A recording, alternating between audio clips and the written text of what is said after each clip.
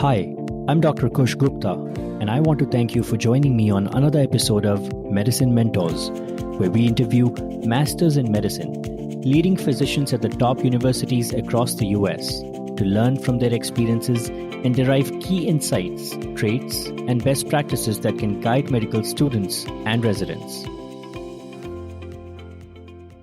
Today, we have a very special guest with us, Dr. Daniel Cabrera. He serves as the Clinical Assistant Professor of Medicine, the Assistant Residency Program Director for Internal Medicine, and Assistant Student Clerkship Director for Diversity and Inclusion at the Harborview Medical Center and the University of Washington Medical Center at Montlake. He completed his medical school and residency from the University of Wisconsin. He also obtained a MPH from the University of Wisconsin School of Medicine and Public Health. He's a strong proponent of health equity and strives to provide high-quality care to diverse patients. Welcome, Dr. Cabrera. It's an honor to have you with us today. Yeah, thank you so much for having me. If you could take us through your childhood until now and share with us the major events or experiences that shaped you the way you are today. I was born and raised in Phoenix, Arizona. I am an only child born to a single-parent mother. My family's originally from Mexico, from a northern state called Sonora. My mother came over as an undocumented immigrant in the 70s and was able to actually go to college in Arizona and set up a life, and then had me. And growing up, we didn't have a lot. At times we grew up in some poverty. And I think that already kind of impacted what I kind of wanted to do with my future. I have pretty good memories of receiving healthcare through free clinics or public-run clinics. I remember that for my school vaccinations, we had to go to wherever was giving out the free vaccines, or if something came up health-wise, we had to go to the clinic that was offering charity care. So I appreciated all those healthcare providers that did that, and it kind of, I think, planted a seed for a life in service. And at that time, not necessarily knowing that it was going to be healthcare. So after high school, I was lucky enough to be able to attend the Massachusetts Institute of Technology, MIT, in Cambridge, Massachusetts. And I went in thinking I was going to study chemical engineering because my naive self thought that I was good at chemistry and I was good at math, so therefore I must be a chemical engineer.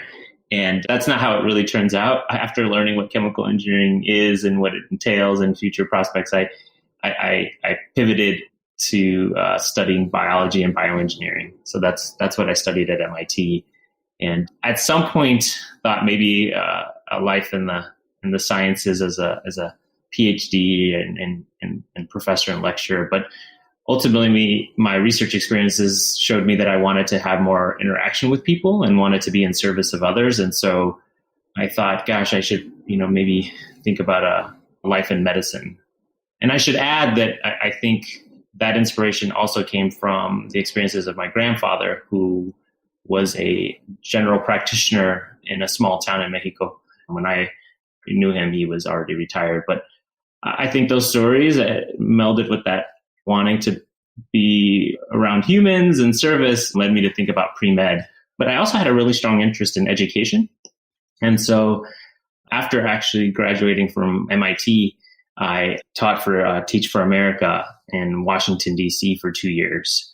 And so I lived in the middle of Washington, D.C. in the Southwest area, where I also ended up teaching junior high science. And so I got to teach 7th, 8th, and 9th graders life science, physical science, and biology. I ultimately decided to go to the University of Wisconsin in Madison for my medical school training.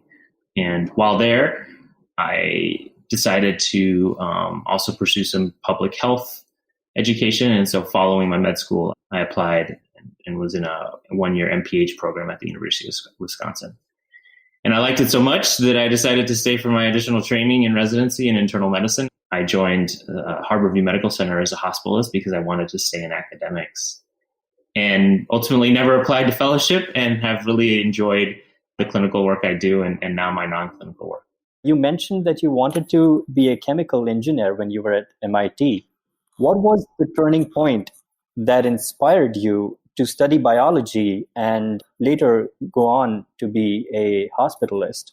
I started asking, the seniors that I was around, the upperclassmen in college who were already in chemical engineering, what kinds of jobs were they going to look forward to or careers? And And they would mention, and again, this is just what I was told. I totally understand now that there's actually a diversity of careers that you can do with chemical engineering. So this is not meant to, be a dismissal of that field at all. But at that time, they were telling me like you could work for industry with, chemical plants or petroleum or paper. And several of them at the time, because this was the early 2000s, were, the economy was good at that time.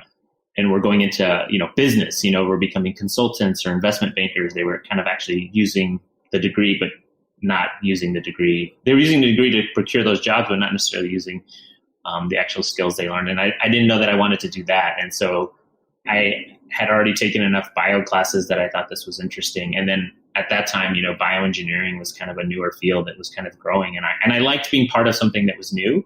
And so the bioengineering classes seemed new to me and novel. And I thought, well, if I'm interested in health, I think bioengineering lends itself to health. And ironically, I have done no bioengineering in any of my medical career, but that's okay. I think it was just a stepping stone on the way. And so hospital medicine, that came from just my instant love of being in the hospital. There was something about the pace of the hospital and how things worked that I really gravitated towards. You mentioned that stories of your grandfather as a physician, they had a lot of impact on you and somewhere might have helped you to choose this career path. Could you share with us some of the stories which had the most impact on you? Yeah, I can share a general kind of stories that my mom would share about my grandfather, but then I can also tell you, he did everything. He would be the type of physician that would see you for your strep throat and also would deliver your baby or take your appendix out, so it was such a range of things that he was doing. So that to me seemed amazing. I think as a kid, you're hearing those kinds of stories, you're like, wow, that's, if only I could do that. And then you get to that point in your training, you're like, no, that's not really possible. But I think the patients that stick with me are the patients that I even in the hospital or even in clinic when I was a resident, are just the ones that you get to know them on a deeper level, get to know their story and what makes them tick as humans and what makes them individuals, much in the way that you're doing on this podcast. That's true. So you've been at UW School of Medicine since a long time. So having taught hundreds of medical students and residents, what are the traits and habits of the most successful residents that you've come across? It's a mix of things, but I think what I've seen the commonality being is just this general curiosity, right? A curiosity for the medicine, also the curiosity for the person and patient in front of them. I think that goes so far, right? And kind of providing fulfillment and motivation for continuing to kind of do this work. Those are the residents and students that I've seen be successful. I think what I've also seen as a commonality is just being balanced. And what I mean by balance is not just that they have an interest in medicine and a career in medicine, but that they also have other things outside. And that could be, various interests. It could be hobbies. It could be their family. It could be their friends. But that they bring that kind of well-balanced and well-roundedness back to the work they do as well. Right. So you were recently awarded the Diversity Faculty Mentorship Award for your work in building a culture of inclusion and mentoring underrepresented physician trainees. Where do you get the inspiration to be such an outstanding mentor? I think that comes from the fact that I identify as an underrepresented person in medicine. I'm a Latino man, like I said, my family's from Mexico. And so I haven't seen a lot of people that look like me in medicine. And I haven't seen a lot of other types of minorities in medicine. And I think it's been very important for me to see that change, even if it's slowly. And I think part of that change comes from making sure that when there are students and residents that I interact with or are in the institutions in which I operate in, that they have an outlet, that they have someone who knows that is looking out for them, that can guide them if they want that guidance, that can speak to some of the similar experiences that they are experiencing, that I may have experienced, all the while recognizing that their identity and their path is unique and not to be overgeneralized. So I just want those underrepresented residents and students to feel heard, to feel understood and validated, and the experiences for them that are different for other people from other backgrounds. What is the one thing you wish you knew when you started out as a medical student or a resident that you've learned along the way? I think the mentors that I've really appreciated have kind of have put it back on me sometimes about like, what are your short-term goals and middle-term goals and long-term goals? And I think having that in mind as you go along through these different phases, right? A student to resident to potentially fellow and then attending is like, what are those goals and reevaluating them? And so I think it's having those goals and objectives in mind, but then also being, fluid and malleable in case life takes you in a different direction. So I think that was something I didn't quite appreciate until I kept moving on and being like, oh, this worked out. I'm good. Okay. And this is going to keep working out. I'm still have a lot of career left. And so I look forward to whatever future opportunities there are. Last question. We've talked about so many things today.